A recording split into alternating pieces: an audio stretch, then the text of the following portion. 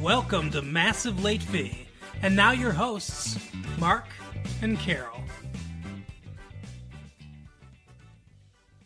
Well, hello everyone. Welcome back to Massive Late Fee. My name is Mark. With me as always is my gorgeous girlfriend, Carol. How you doing today, Carol? Hey, what's up? Not much. It's been a good week here. It is April 12th, 1997. Are you having a stroke?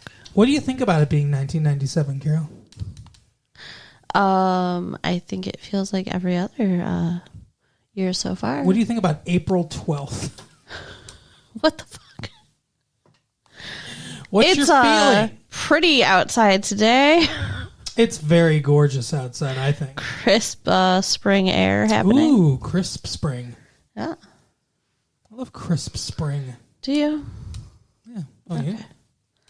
Maybe. Anyway, so we've got some news, Carol. What if being a lesbian isn't Ellen's answer? What? You've heard Ellen DeGeneres. Ellen, the generous, I believe it means. It's Latin. Okay. That she's a lesbian. Uh-huh. I was aware of that. She's coming out of the closet. But what does that mean, not the answer? What is that? What's the question? Right?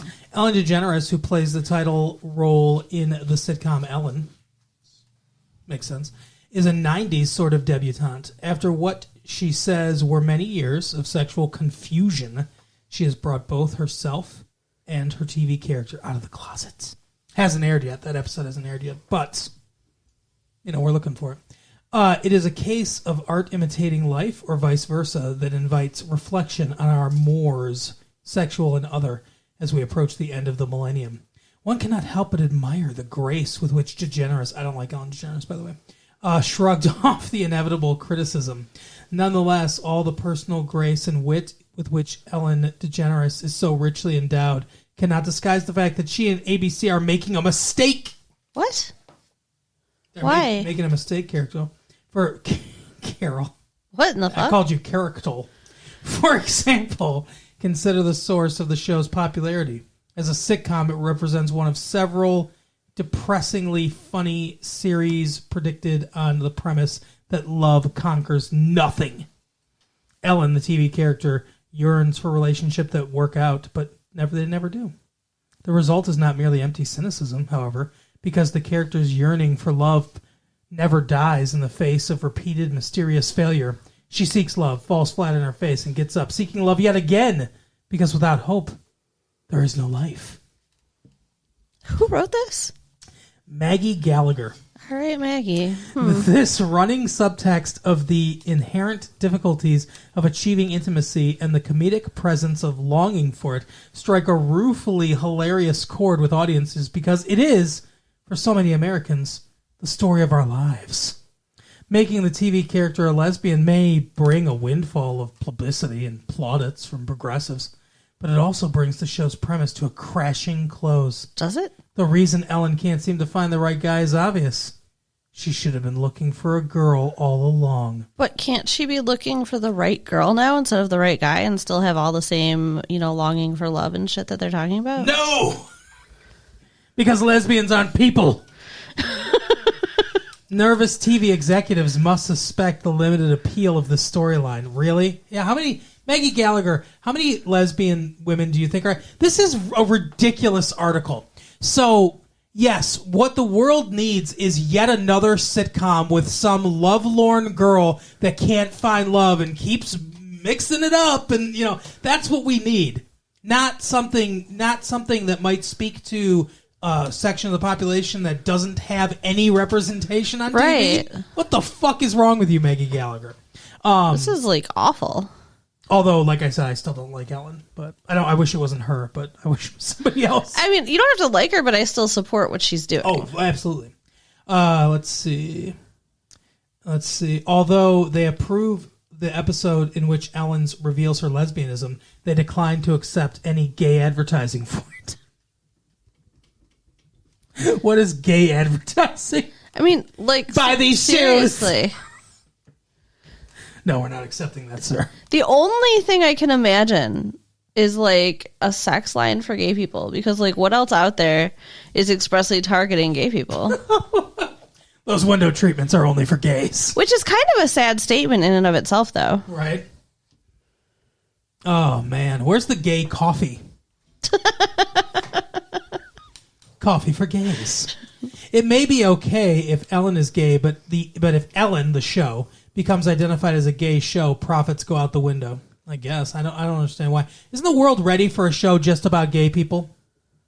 Fucking Soap was like 1978. Right? Billy Crystal playing a gay man. And that was a popular show, right? Yeah, well, yeah, I think so. I don't know. You weren't alive then, Grandpa? My family. Yes, I was alive then, but my family liked it.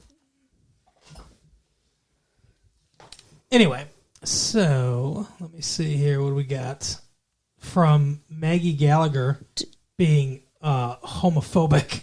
Do we know when that episode's going to be? In a couple weeks. We should watch it. Okay. CBS made a good move. Raymond will be back. Yay! They're renewing it. We should watch that too. Everybody loves Raymond. I like Raymond. And this is Mike Duffy, our good friend. Finally, thank God. No more Maggie. Only Mike.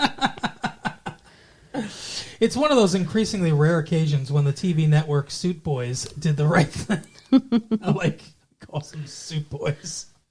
Okay, let's forget for a moment that CBS yanked Easy Streets, which is capital E, capital Z Streets, off the air Wednesday and replaced it with the flying feet of Chuck Norris in an episode of the gosh-awful Walker, Texas Ranger. Instead of a filet mignon, the neo-film noir, we were served another slab of ground chuck. Oh, wow. Oh, well. Wow. But I agree with him. I think Walker, Texas Ranger is awful, and I don't like Chuck Norris either. Yeah. But that was a really, really bad joke. I've never heard of Easy Streets, though, either, and I haven't watched it, so I guess I'm part of the problem. But at least CBS got one thing really, really right this week. The network announced an early fall renewal for Everybody Loves Raymond, the exceptional first-year family comedy that has been getting killed on Friday nights all season. Of course, any show stuck behind the excretory Dave's Worlds would do a code blue in the ratings emergency room. Excretory? He called it excretory. Holy shit. It's a nice way of saying this show is shit. That's awful. But once CBS moved hangdog comic Ray Romano and his droll offbeat comedy to Monday nights, following Cosby, great to be associated with Cosby for sure. In early March, everybody really did love Raymond. The show's recently soared as high as number 12 in the Nielsen ratings. So people are starting to watch it now. Well, good, because it's a good show. Switching places, a reminder that Lois and Clark, The New Adventures of Superman, moved to a new home. They're going out on Saturdays. Nobody watches that show anymore. Anyway, so then he talks about some other stuff, but I thought it was, we're happy that Everybody Loves Raymond's back because we like that show. Yes. Deborah. I feel like my impersonation of Ray Romano is the reason people are tuning in now. Sure. Because, they did move it to Monday nights, but also we started talking about the show, and I started doing that impersonation right before it started catching up in the Nielsen ratings. Of course, it was all you, Mark. That's right. We're also treated to a bit of a interview this week from filmmaker, the most creatively named Kevin Smith. Ooh. They're talking about Chasing Amy, of course. Yay. We just talked about Chasing Amy. Boy Meets Lesbian story offers more than easy laughs. Lesbians are a hot topic this week. Yes, they are. It's a lesbian kind of week. Is it now? Let's see. Although it may not receive anywhere near the hype Private Parts has won, Kevin Smith's Chasing Amy is the Hollywood Stern's Parts only pretends to be. Hollywood, okay. So basically what he's saying is it's like this is a real, this is a real look at his life kind of thing, I guess. But anyway, so they talked to Kevin Smith. Chasing Amy has a real story and a real moral. however dubious, which may dismay many of the more ardent supporters of Clerks, but renders it more defensible for the rest of us.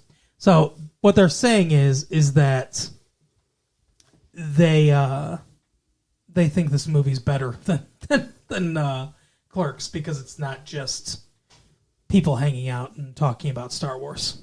Yeah. Okay. What do you think? I think it's... You want to listen to our thoughts about it, you can go back to the other tape. But. I mean, I think it's the most substantial, but, they're all good. They're all funny. Yeah, I agree. In their own special ways. But, yeah, they're saying he's moving on from slacker cinema. Yeah, maybe. To some more art house type stuff. Yeah. We'll see what he does next. Good for him. Maybe he'll make a new Star Wars. No, George Lucas is already doing that. I don't know what the fuck I'm talking about. I'm all mixed up because I'm thinking about the Squirrel Nut Zippers. What in the actual fuck? Don't call the Squirrel Nut Zippers a martini swilling lounge act. I think I will if I want to. They're performing with the Cigar Store Indians at Clutch Cargoes in Pontiac tonight. I don't. It's like you're speaking another language. You know what the Clutch Cargoes is? I know what Clutch Cargoes is. Those are the only words I understood in that whole sentence. You're not aware of the Squirrel Nut Zippers? No. They're a swing band. And who are they performing with? Cigar Store Indians. Yeah, not familiar with them either. I don't know them either. Most savvy musicians will tell you they spurn labels and trends, but Jim Mathis downright bristles when you bring up the lounge movement. His Squirrel Nut Zippers may evoke an era that predates rock and roll, but Mathis wants nothing to do with the resurgent scene. That's got 20-somethings stoking cigars, sipping martinis, and soaking in the space-age sounds of a squivel. What the fuck? No. I don't feel connected in any way to the martini movement. As a matter of fact, I'm not a fan of any groups that are part of that. They're based off a totally different form of music than we are, says Mathis, who handles guitar banjo and some vocals for the six-piece band. We have more in common with gospel music than with Martini Danny. What's wrong with martinis? It sounds like he has, just actual hate for martinis, and martinis are fucking awesome. I believe his dad owns a margarita company. So oh, there you go. That's why. No, I think he's crazy because I've heard the Squirrel Nut Zippers music, and I mean, yeah, it's a little bit different than something like, I don't know, the Cherry Poppin' Daddies or whatever, Big Voodoo Daddy, like get a bottle of beer, whatever, I don't know. Those songs. Yeah, I know what you're talking swingy about. songs, Yeah. Right? Mm-hmm. But I don't think that he knows what. That was his ego deflating as I compare him to the rest of them, because I don't see they're nothing special to me. Sorry, Squirrel Nut Zippers, but you're part of it, and history will remember you as part of it. And it's okay. Just relax and let it happen. Just fucking have a martini, man. And a cigar. Just give in to the fucking dark side. So I've got one more thing before we talk about this fucking movie. This is so long because I've been avoiding talking about this movie. Are you traumatized? I got one more thing here. It's Massive Love, Carol. Ooh, but yay. not an entire Massive Love segment. It's abbreviated. No, we'll do some more next month because we only do it once a month. But as I was going through the paper, one jumped out to me that is associated with our season here. Dear Easter Bunny, in my basket this year, this attractive, professional, divorced black female, 48, who's caring, sincere, romantic, down to earth, and has a sense of humor, wants you to put a SPM, single professional, maybe? Male? Yeah, that makes sense. 43 plus, with similar interests, who is seeking a one-on-one relationship and wants the highest quality item to help it grow. What does that mean? No rotten eggs wanted. What is she talking about? First of all, addressing your singles ad to the Easter Bunny, I understand it's going to be Easter, but that's fucking weird. Yeah. That doesn't. It's like she's wishing to Santa Claus. Plus, then she goes down to describe who she is. Wouldn't the Easter Bunny know? Right. He's a magical bunny that can fucking abduct a human being and put him in your basket. I don't understand. Maybe he'll shrink him down. Maybe. She's got a really big basket. That's why she can't find a guy. Oh my goodness. But yeah, he wants the highest quality item to help it grow. What does that mean? What is the highest quality? Is she referring to herself as the highest quality item? And what is she helping grow? I mean, I thought she was talking about the dude. She wants the highest quality dude? No, she said he's who wants to seek a one-on-one relationship and wants the highest quality item to make it grow. She's got some fucking drugs or something like that. She's gonna I don't think anybody's gonna write back to her. Penis pump. She seems weird. You'd need to be really desperate, right? I mean, like, I can picture her sitting in a room with, like, a magazine and scissors, cutting out pictures of bunnies and just slapping them on the wall. I don't know. This is my religion now. Walking around with the basket. You will help me. Well, there is that story that I didn't read because we don't do hard news, but there is that story that I didn't read about the group of human heads found in baskets all around. All around the west side of the state. Okay, back it up. Because, first of all, that's not hard news. That's like, I don't know, Twilight Zone news. We need to talk about that. There were basket heads? You didn't hear about that? There's they found like 5 different men's heads in baskets just placed around different areas. No. Over the course of the last 5-6 days. Of the state or the country? The state. Our state. So, oh my God. Oh my God. That's really scary. I'm totally fucking with you. You're such an asshole. I was saying, like, the joke was that, like, she did that. I totally believed you. And I'm like, why have I not heard about this? Oh, the my Easter God. Easter Bunny Killer. See, I gotta write that now. The Easter Bunny Killer. There you go. Your next novel. Well, speaking of writing, I think no one wrote this movie. Oh, no. And if they did, there were drugs involved. Yeah. Oh, my God. Somebody snorted a whole bunch of cocaine and said, what if we made a movie about a snake that didn't look real in any way? Oh, my goodness. Let me tell you. So we saw Anaconda, obviously. If you look at the title of this tape, you know we saw Anaconda. What the fuck?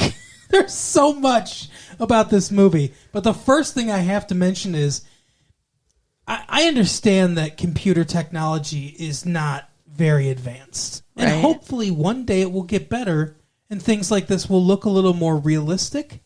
But if you're going to make a movie about a giant killer snake,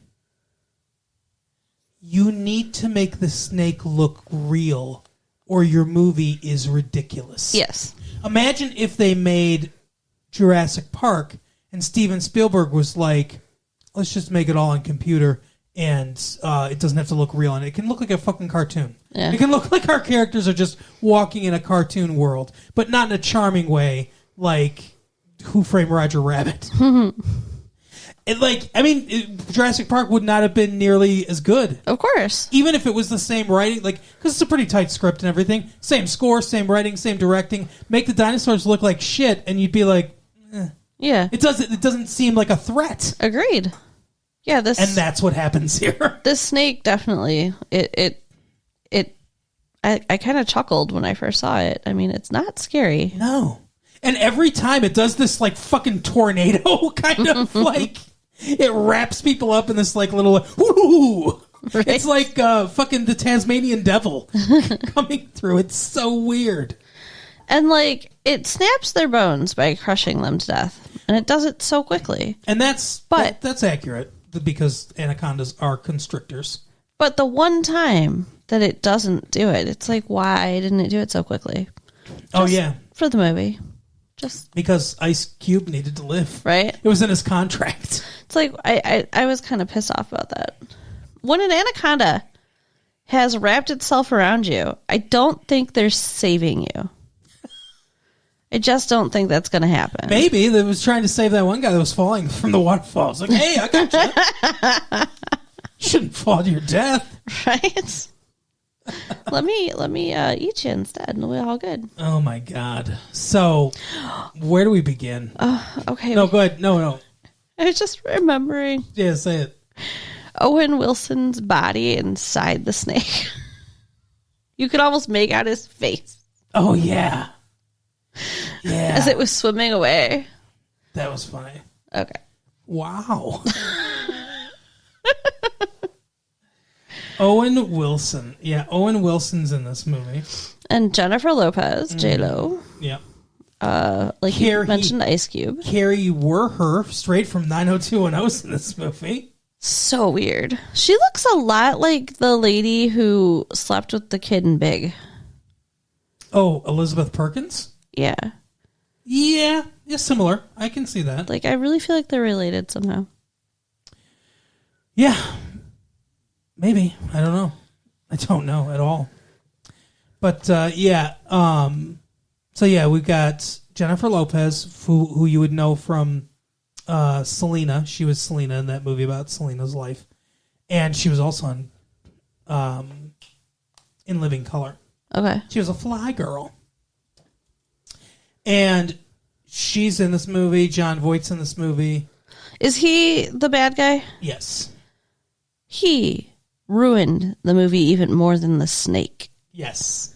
Legendary actor, kind of, in some very big movies in the 60s and especially the 70s. But I feel overrated as an actor. I don't think he's a very good actor, to be honest with you. What happened to his face? I don't know. Like, the whole time, like, he's, like, doing this really big frown. Mm-hmm. It's unnatural. He looks like he's trying to do an impersonation of Robert De Niro. Yes. He's like, a little bit. It's terrible. Like, I don't like it. I don't get it. Is he trying to look like a snake? The first time we see it, he's lying in a hammock, and the camera just pans down to him just staring out into the fucking wilderness with that snake look on his face, just, and it's like, are you trying to look menacing? Yeah. Someone in the theater just shouted, "Is he dead?" Which was funnier than anything that happened to the movie. But yeah, I mean, I think that's supposed to be his scary face, but it's just...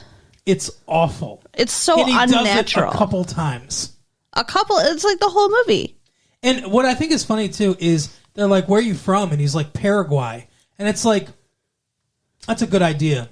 In this fucking movie that takes place in Brazil, get the whitest fucking person you can find to say they're from Paraguay. Why couldn't they get an actor that was more dark? You know what I mean? Like, it doesn't have to be necessarily Paraguayan. Is that, what are they? Paraguayans? I don't know what their I don't know their name is, but it didn't have to necessarily be an actor from Paraguay, but at least an actor of more ethnicity. Right. Because Jon Voight's like, "Oh, I'm from Paraguay, and I'm doing the worst accent that you've ever heard in your life." And it's like, oh, okay, sure. That doesn't completely rip my suspension of disbelief. It literally made me like wonder if he was lying to them when he said it. Yes, exactly. I thought he was being duplicitous. Yeah. Correct. He seemed like, because his whole performance is so fake. Yes. That it made you think it was intentional. I think he was just sleepwalking through this for a fucking paycheck. Apparently. Because he's done better work on even though I still believe, even in the best movies that he's been in, I still believe he's an overrated actor. Okay. Because everyone's like, "Oh, Jon Voight is a legendary actor," and stuff like that. He's been in like 2 good movies. What's he been in? Because I don't remember. What's the fucking Midnight Cowboy? I haven't seen it. And Yeah. Because I'm just wondering, like, the weird face and stuff, is that, like, normal for him, or was that just for the movie? That was a choice. Okay. That was a fucking intentional choice. I mean, I guess based on the themes in the movie and how it ends and stuff, he was trying to look like a snake, which is stupid. Yeah, I agree. That's the wrong choice for your character. Because it's not like we're in some kind of magic world where you are a snake or you're controlling the snake or right. You know, it's like we're still in this universe. Yeah, and at one point, fucking what's her name, Jennifer Lopez, comes right out and just be like, "I caught a snake too," and then she looked right at the camera and she's like, "Because he's a snake, everyone." Right. I'm saying that he's worse than the snake that's killing us all. This movie, I think, is supposed to be Jaws and Jurassic Park. That's what I get. I get those two things. I don't get Jurassic Park in any way. Because they're running for their lives kind of thing. You know what I mean? Like they're trying to survive in this not a native habitat. Okay. Yeah, not native to them. Right, that's what I mean. I guess. And then I get Jaws. A lot of Jaws. But it's a snake. But I mean, Jaws is supposed to be like Moby Dick, right? Jaws is supposed to be Moby Dick for the one guy. Okay. For Captain Quint. But not for everyone. And the rest of them is just like a monster, essentially. So I think this movie reminds me a lot of that. When we were watching it, I was thinking this is very reminiscent of Jaws. You don't see that? I mean, I guess it's just like nobody's made it their life mission to kill anything. He wants to capture it and sell it. Well, yeah. It's not like they're fighting each other. But in Jaws, it's not like he's made it his life mission to kill this shark. He's a guy that hunts sharks. All right. I guess. But anyway, so that's just, if I had to compare it to something, that's what it reminded me of. But yeah, they go, so the premise of this movie is Jennifer Lopez is likes to wear white shirts with no bra. Yeah, that's how the movie opened. That was ridiculous. That's the premise of the movie. What the hell was that shit? That was the most gratuitous, exploitative thing I've ever seen before, and I've seen Hustler magazine. She's sitting at a desk working in lamplight. Mm-hmm. She stands up to turn off the lamp and is now boob level with the camera, reaching forward. In a see-through white shirt. Yeah, it's with no bra. Right in front. It's the equivalent of someone looking directly at the screen. Yeah. Her nipple looked directly in my eye. Exactly. But that's what it's like. It's so gratuitous. It's not just like that's in the corner. I mean, no one taught this director the rule of thirds, I guess. No, but it's right smack dab in the middle of the screen. It's no good. And, like, there's another time that other girl was, like, gonna get laid in the jungle, right? Carrie were her. And they get just far enough for her to, like, start undoing her shirt, so then she's running with her shirt open so we can see her bra. Exactly. Like, there's so much of that, like, unneeded sexual exploitation. Eric Stoltz is in this movie for a minute. Oh, yeah. Well, he's in it through injured. most of the movie. Just not doing anything. Yeah, he's pulling a Gabriel Byrne or whatever from Peter Gabriel. Yeah. Yes. Isn't Peter Gabriel the singer? There is a singer called Peter Gabriel, but I'm talking about the actor. Oh, I don't know who that is. I think it's Peter Gabriel from While You Were Sleeping. Remember, he's in a coma most of the movie. Yeah, I don't know his name. But anyway, that guy. Yeah. Gabriel Byrne's the other one from The Usual Suspects.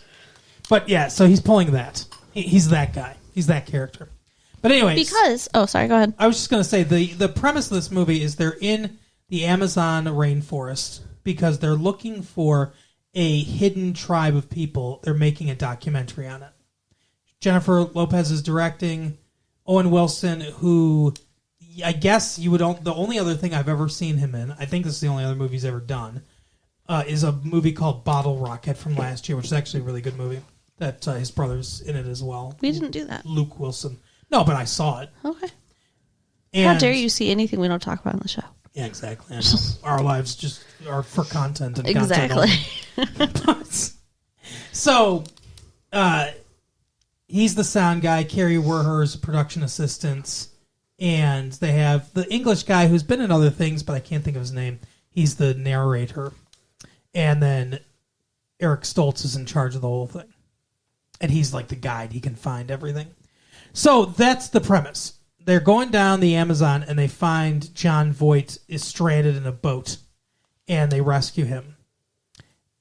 And he's like, oh, hey, you know, if we went this way, this would be a lot faster. And Eric Stoltz is like, yeah, we're not going that way because something about the water and you're wrong. They're not over there. Well, was it... They kind of accuse him of knowing that there were snakes down there. Did he tell them there were snakes down there? I don't know. The whole, I mean, like, you can break down the story very easily. He wants to capture a giant snake because he thinks it'll be like $1 million.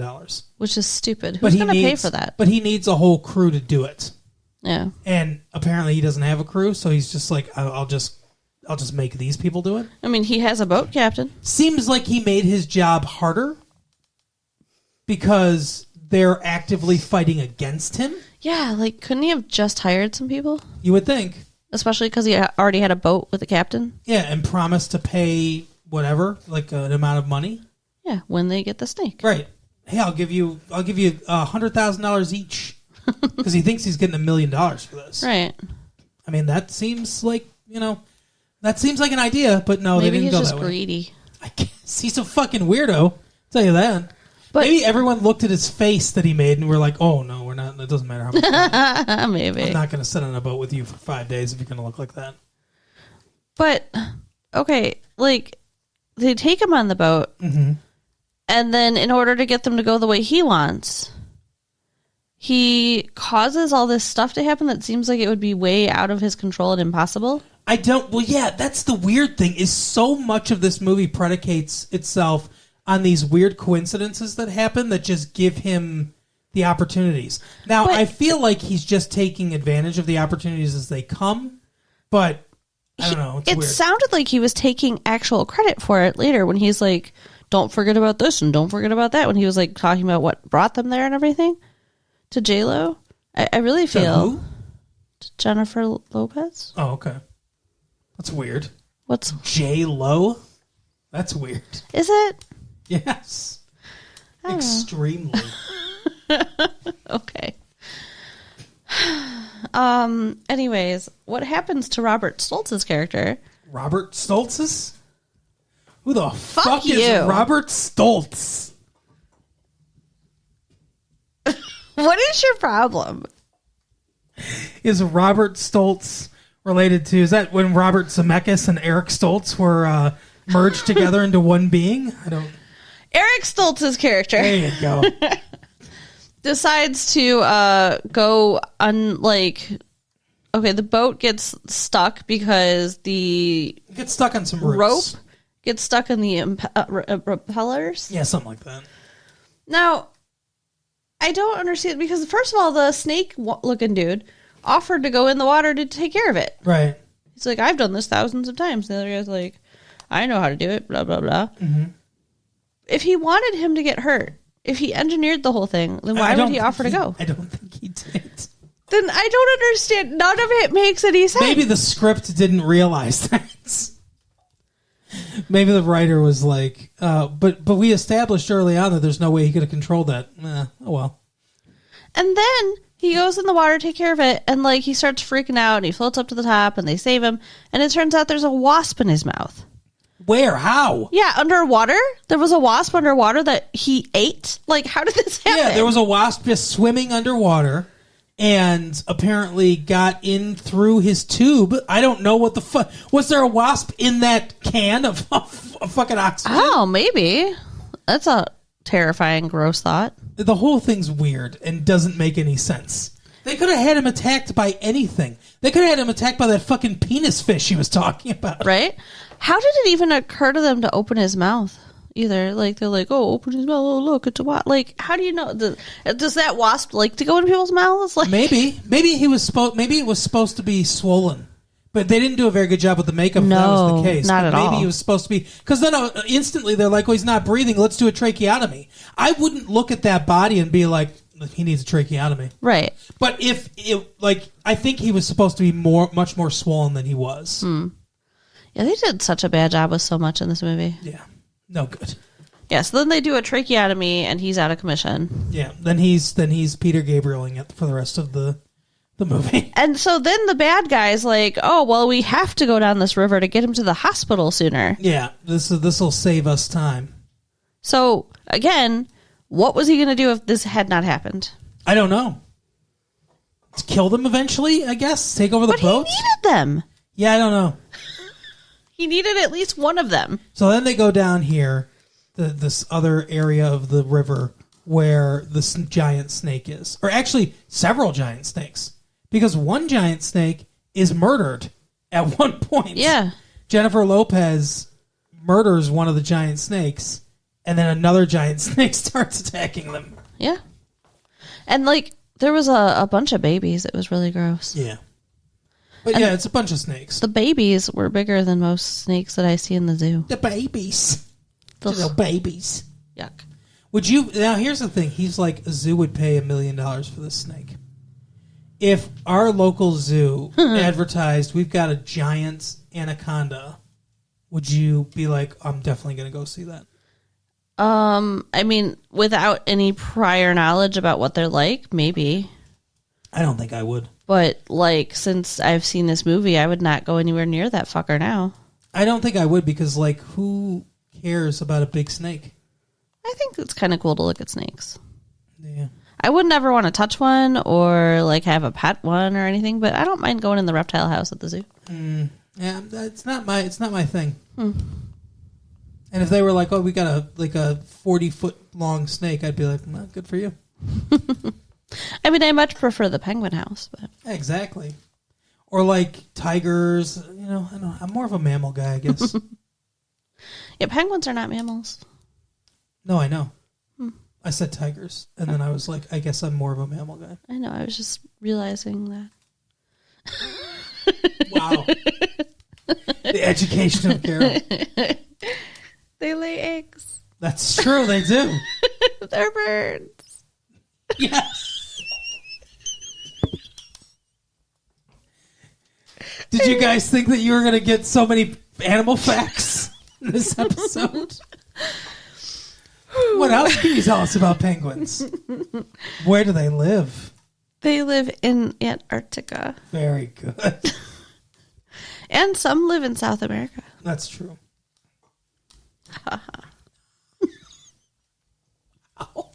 Maybe they'll run into some penguins in this movie. Oh, my God. Anyway. So, this movie sucked. Very, very hard. Not just a little. It was absolutely awful. And then they set a snake on fire at the end. And then the snake is somehow still alive. Well, okay, here's the thing. The snake was in the water, right? They set it on fire. Snake goes in the water. The snake put Shark itself goes in the out. water. I guess. And, like, just because somebody's on fire doesn't mean they die. Same thing with the snake. It was crispy on the outside. It was in pain. I get why it didn't die. How did John Voight live? I don't know. That was insanity. First of all, he gets stabbed, and he says out loud, "The tranquilizer." It's like The dart, yeah. you have to explain to your audience what you're being stabbed with. And then he falls into the water, and this sounded like ADR, because I swear to God, I knew he was coming back as soon as I heard this line. It was like I could hear a production or producer being like, saying to the director, we need to add a line of dialogue there so it makes sense how he lives or whatever. And so I think it was additional dialogue recording. You hear Ice Cube go, "Oh, the dart came out his back." See the dart like float up. And it's like, yeah, that guy just fucking lived. Yeah, it's ridiculous. So then he comes back, tries to capture the snake, with them. I don't know. This movie fucking sucks. Yeah, he was literally like out. Like he's been tranked with something to get the 40-foot snake. Right. And fallen into water. Yeah, but he didn't drown. No excuse for that. There's no excuse that this movie exists. This is one of the worst fucking movies I've seen. Like, this is probably the worst movie I've seen this year. Yeah, for sure. And one of the worst movies, I think, of the 90s. It's terrible. I can't think of a movie we've seen in the 90s so far. What about that fucking Richard Gere movie, Intersection, or whatever it was called? That was still better than this. I think so. I think it had more a coherent story than this. Oh my god, this movie sucked. It's crazy. Yeah, no good. Don't see it. No, don't go to waste see your it. time. I think Jennifer Lopez seems like a charming young woman. Yeah. With very hard nipples. But everything else about this movie, awful. And Ice Cube's better in Friday than he is in this. He's fine in this, but it's like they come up to him at one point and he's like, "Oh, it's a good day" or whatever. It's like, "Yeah, ha, you did that song." We all know. That's the height of fucking cleverness in this script. Right. Let's have Ice Cube say a line from a very famous song of his. All right. Anyway, so that's our episode. Don't go see Anaconda. It sucks. Definitely avoid it. All right, so you can visit our website at www.retrolatefee.com. Do that. Write us at latefee1994@aol.com. And share the tapes with your friends. All right. Well, we'll see you next time. Bye. Bye.